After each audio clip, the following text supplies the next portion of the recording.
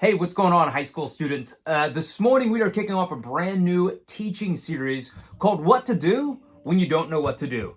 And I don't know about you, but when I don't know what to do, I think a lot of times I just turn to Google, right? But what if instead of turning to Google, we turn to God's Word? In fact, there's a story in the Bible about a guy named Joseph. And Joseph's one of my favorite characters in the Bible, so much so that our son, Bo, his middle name is Joseph. He's an incredible character. And that's who we're going to be looking at today. And over the course of the next several weeks, we're going to look at the story of Joseph and specifically how his story thousands of years ago impacts our story right here today. And in the midst of this season that we're in, there's perhaps not a better character in the Bible next to Jesus to look at as an example for how to get through what we're going through right now. And so join me as we kick off this new series today. And we're going to see specifically how Joseph's family puts the fun and dysfunctional. I don't know about you, but there's certainly some times in our family that I think, oh my, I think I've got the craziest family in the world. Until I look at Joseph. And Joseph is going to show us what to do and what we can do in the midst of some difficult seasons with our family. And now more than ever, as you're around your family, your parents, your step-parents, your step-siblings, your brother, your sister, whoever it is, now that we're around them more than ever, I think that Joseph is going to have something to show us and teach us as a way through in this season. So join me as we kick off week 1 of this new series, What to Do When You Don't Know What to Do. So, when you don't know how to do something, how to fix something, or how something works, what do? Ask a teacher? Ask your parents? Ask your friends? Ask someone you really know and trust? No! You go to the internet and ask some randos. But I'm not talking about creeps here, I hope. No, I mean the people of the internet! You know, those people who make how-to videos. Because chances are, if you're trying to figure out something, someone on the internet has already figured it out for you. Things like, how do I unsend a text? No. How do I do a winged eyeliner? How do I get rid of the zit by Friday night? How do I get out of gym class? How do I screen cap Snapchat without getting caught? They'll never know. But then there are things in life that don't have an easy fix, that don't have a simple solution, that don't have a how-to video. Things like what to do when you have problems with family, or when it seems like you have no control in your life, or what to do when someone has done something to you. I mean, clearly, they gotta go. The truth is, there's a lot of life that doesn't have a solution you can just find online. So how do you know what to do when you don't know what to do?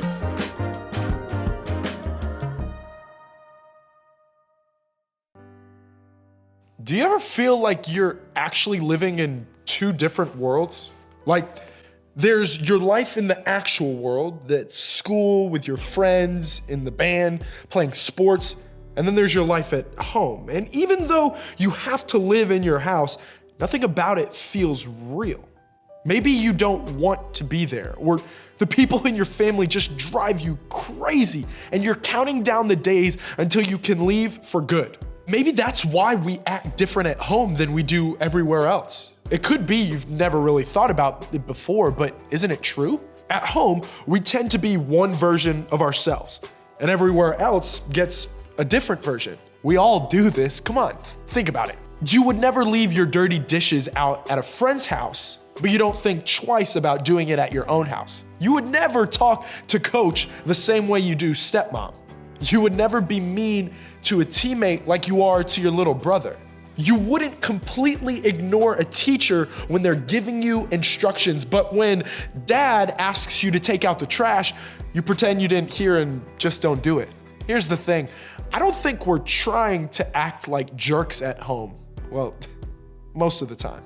But sometimes that's exactly what happens. At home, our families get one version of us and everyone else gets a different version. A version who doesn't leave the dishes out, doesn't talk back, is kind to the annoying people in their life, and listens to instruction.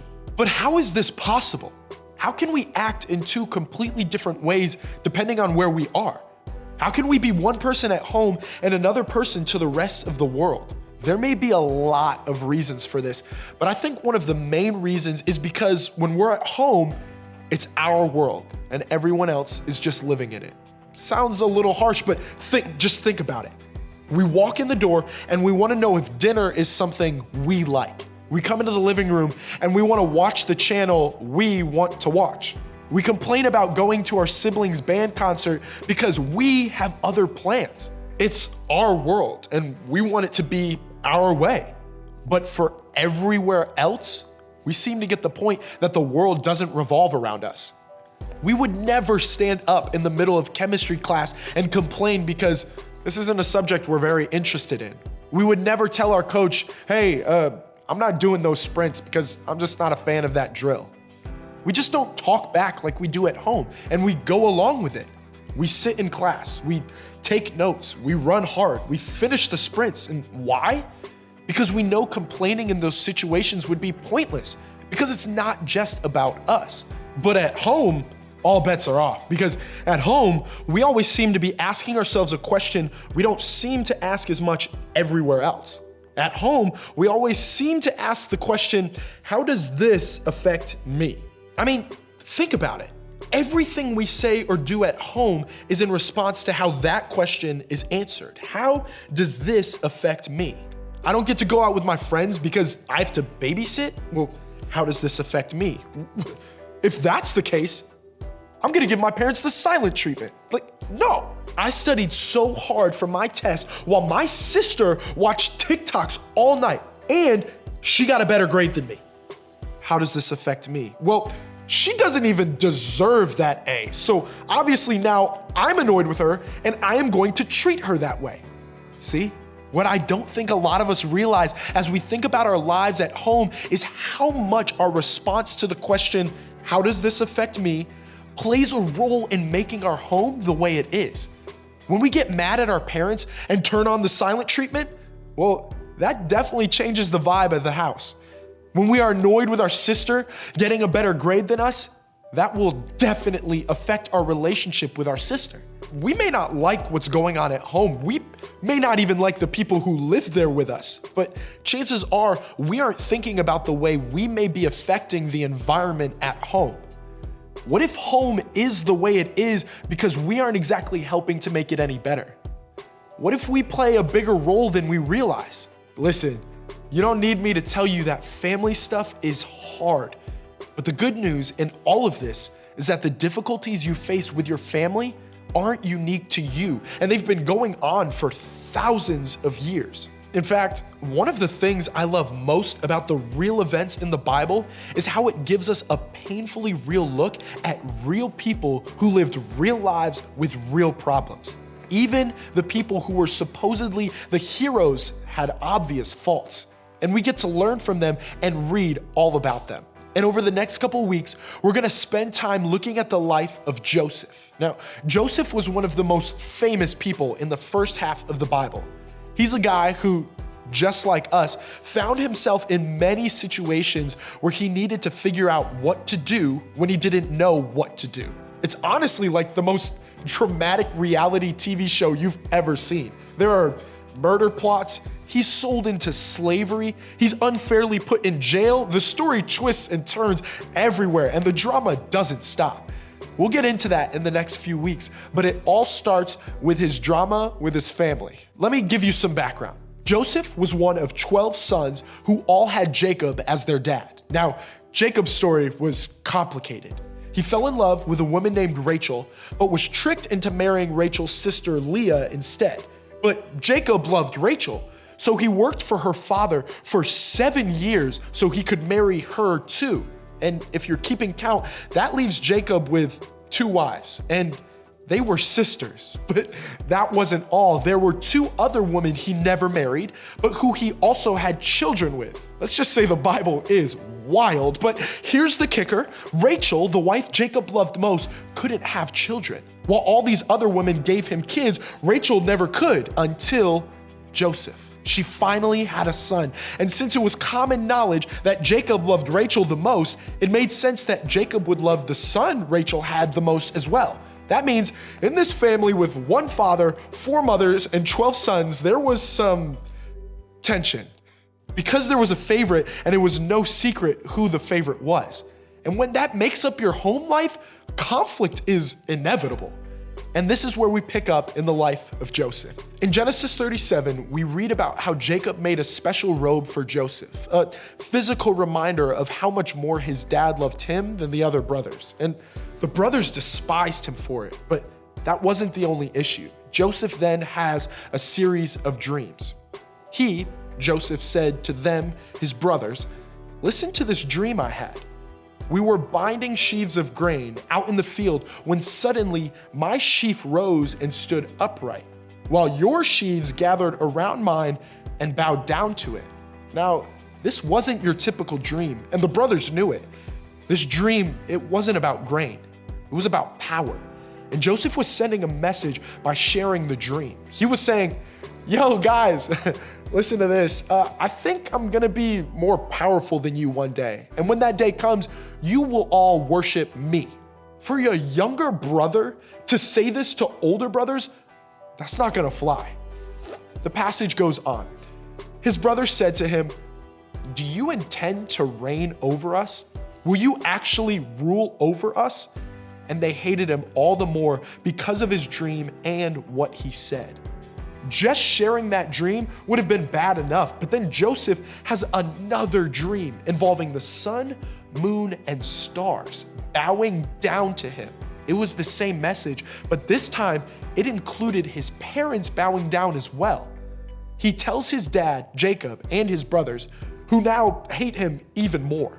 We can see the tension is growing in this already tense family dynamic. One dad, 4 moms, and a dozen boys. And now the favorite son said everyone was going to bow down to him one day, as if he needed any more affirmation.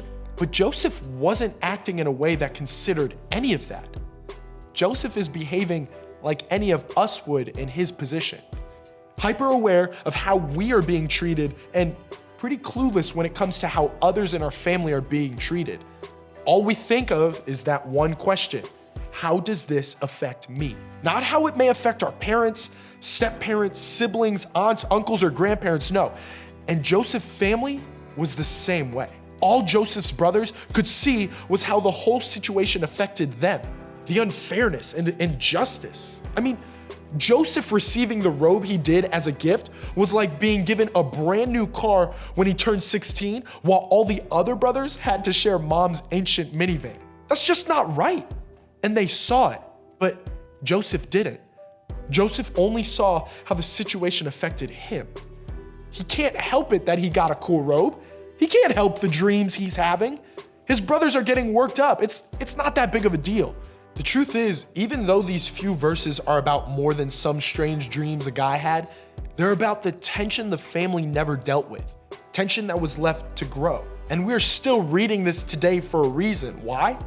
To show that family has always been complicated and to teach us that we could all do better when it comes to how we approach our family and our role in it. To remind us that tension not dealt with will never just go away. It will always escalate to something bigger. And we'll see how Joseph's family tension leads to something worse with Joseph next week. But until then, what could everyone in the family have done differently? Well, first, Joseph could have started to see himself as part of the problem, as one person in a large family and not the center of it. Second, he could have recognized how his dad's favoritism was impacting his brothers. Third, his brothers could have let go of their grudges. And fourth, they could have ignored Joseph's dreams and not allowed their insecurity to control them. The point is this: Joseph's drama with his family has something to teach all of us. And the lesson is this: be aware of the role you play in your family. Pay attention to how your words and your actions contribute to the tone and temperature of the house. Are you improving it, or are you making it more tense? Then make a decision about what you want your role to be from here on out. If home is miserable for you, could you consider that you may be contributing to that? Is there something you can do to make it not feel that way? What role are you playing in your experience at home? If you aren't sure where to begin, take a look at this passage in the letter Paul wrote to the Philippians. Paul writes, "Do nothing out of selfish ambition or vain conceit. Rather, in humility, value others above yourselves, not looking to your own interests, but each of you to the interests of the others. In your relationships with one another, have the same mindset as Christ Jesus, who, being in very nature God, did not consider equality with God something to be used to his own advantage. Rather, he made himself nothing by taking the very nature of a servant, being made in human likeness. And being found in appearance as a man, he humbled himself by becoming obedient to death, even death on a cross. Jesus sets the example right here. He gave up his divine privileges when he had every reason not to.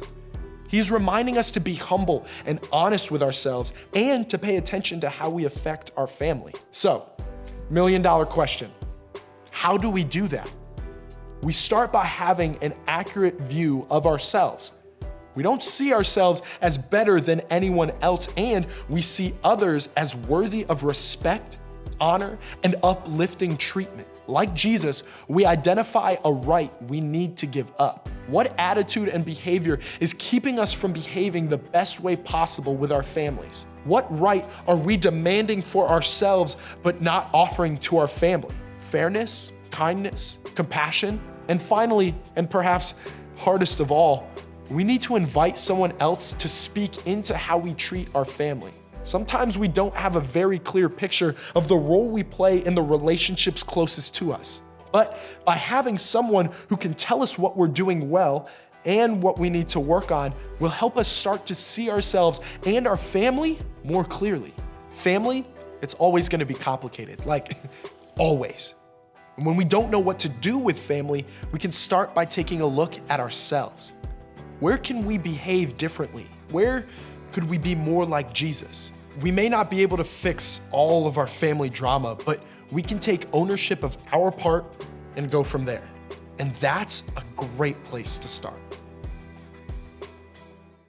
Hey, thanks for joining us for week 1 of what to do when you don't know what to do. And I want to invite you to let's continue this conversation. First of all, tonight in our small groups. Join us for live at 5, and we're going to have small groups immediately following that. But also by joining me and some of our other students in a reading plan going through the life of Joseph. It's going to be a 5-week journey. You can just click the link below and join me and some of our other students on a 5-week journey through the story of Joseph. That's going to be kicking off tomorrow on Monday. And so hopefully you'll join me in that and then join us this evening for live at 5.